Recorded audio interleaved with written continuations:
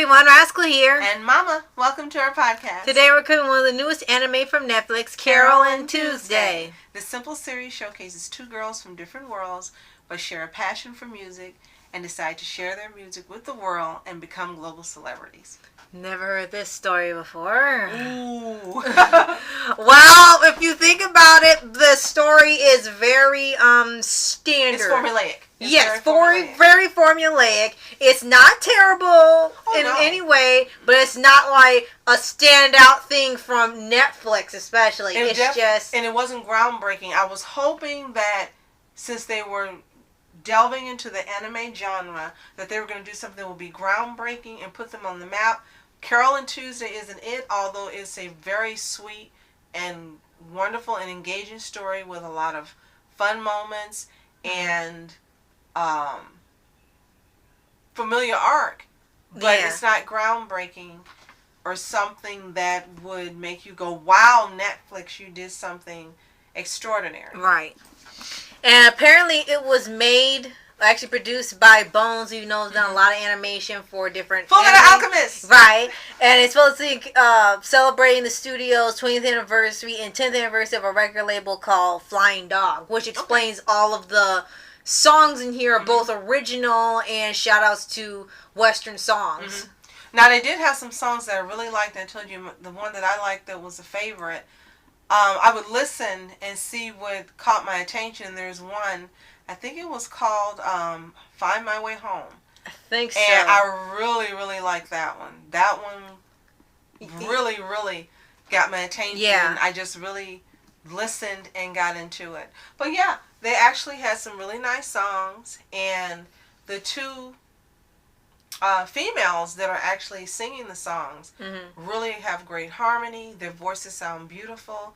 And they really sound great together. So, yeah, that is a really bright spot about this anime. Right. Absolutely. And you get a little bit of each of the girls' stories. They're not long and drawn out, nor are they like but they are episodes. formulaic. Yeah. And they're supposed to be on Mars, but Mars is just like Earth. Yeah, that was the thing. Like, why did you have it take place on Mars? You could have just said Earth in the future. Because nothing on this thing says Mars. The only thing you will know is that when you have this giant city and it's on this barren planet. Right. And it's just one city in the middle of the planet and that's it. Exactly. That is the only thing in case on Mars. You could have just not had that and could have just said, oh, it's Earth in the year 3000 or something. Yeah, I know it would have been just as effective. But, I guess kudos for trying to do something different. Right. And as we said, there are some arcs that are familiar, but there are some standout characters. Roddy is one.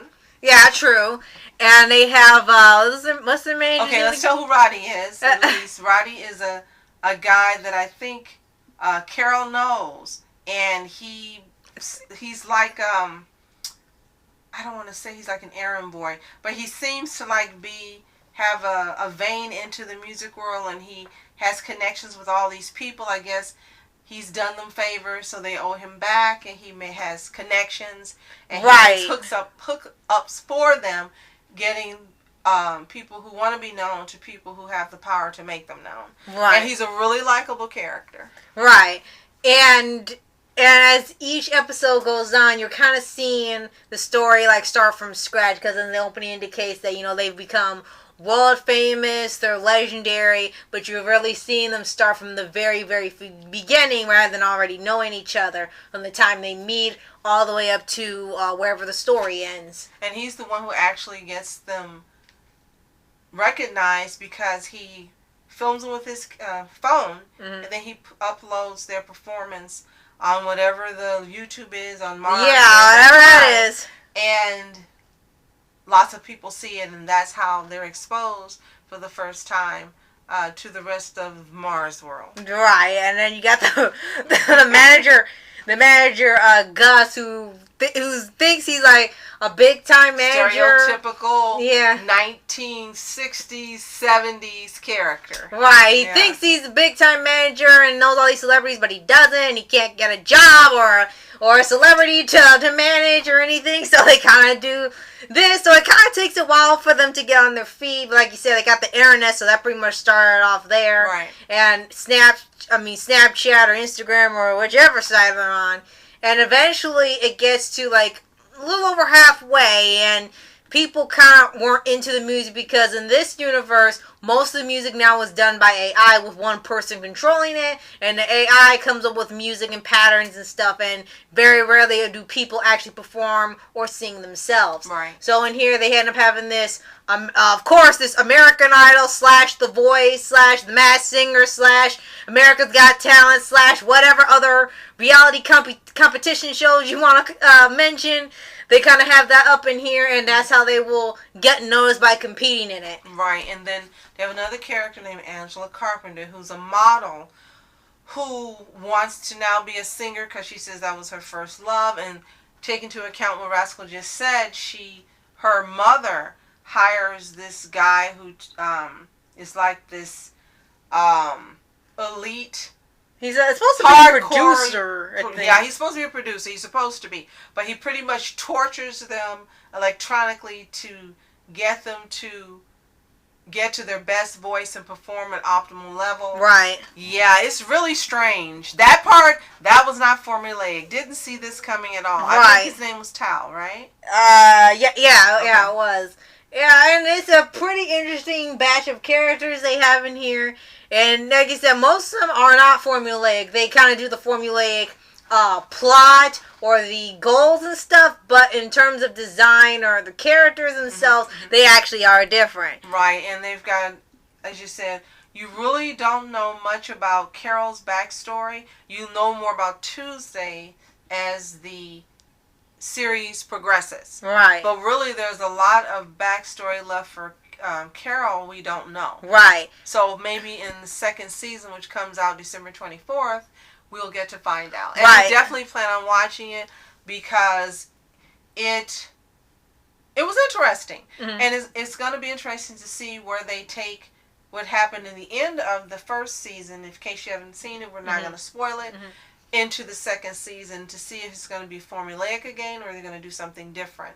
Now, one thing I did want to point out that is different for not only an anime, but including an American, I don't want to say American made because it was American made. It was made in Japan, but it was American inspired, I guess? Not American inspired because it was made in Japan. I would call it,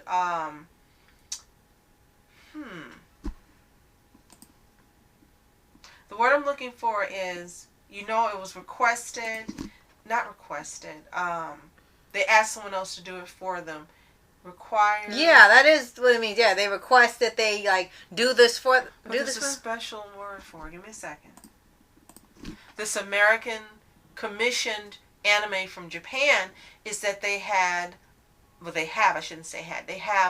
a, I guess you could say, a brown female lead. Right. As one of the two leads in this show, which we have been waiting to see for any type of anime in terms of just having a different representation. So that's pretty neat.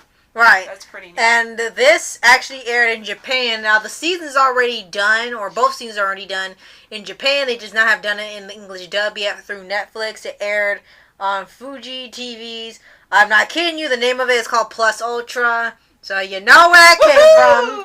And it aired there first, and then the English adaptation came to Netflix, with only airing half of it. And then the other half will be airing in December, along with the Just Life of Saki K revival, and some other things. A lot of stuff's actually coming back in December. You think about it for Netflix. I guess this will be like a prime month for them to have lots of new content, or the comeback of already existing content. And if you're interested in seeing more before maybe going to Netflix or investing the time, there's actually a YouTube channel called Carole and Tuesday, or CARNTUE, that's on YouTube. Maybe you can take a look at some of the clips or some of the information to see if it's something you like to watch. But we do recommend it. Again, it may be formulaic in many ways, but it's something different in terms of America producing or having an anime produced.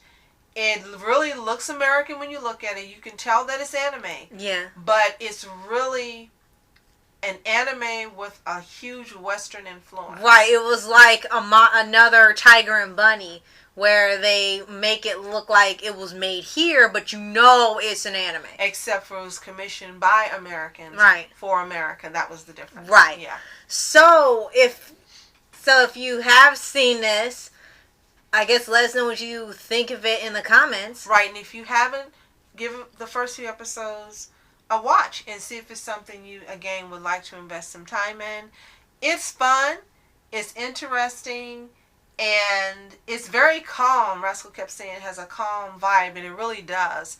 So if you're expecting action, adventure, like traditional anime, it isn't. Right. It's very... It's more like slice of life. Right, yeah. It's very westernized slice of life. And it's focused on the music industry on Mars in the future. So, but it is worth giving a try. Absolutely. Right. So, thank you so much for watching. I'm Rascal Entertainment. And I'm Mom Entertainment. Have a fantastic day. Peace, and we'll see you for part 2 in January. Yay! And reporters sitting, flashing lights, trying to walk around, man. Who the hell are you? What you wanna do? Well, man, it's on you. Man, it's on you. With her in my dreams, she was my queen. A castle in the mountaintops, rivers and streams, plucking sunlight from the sky in my pocket.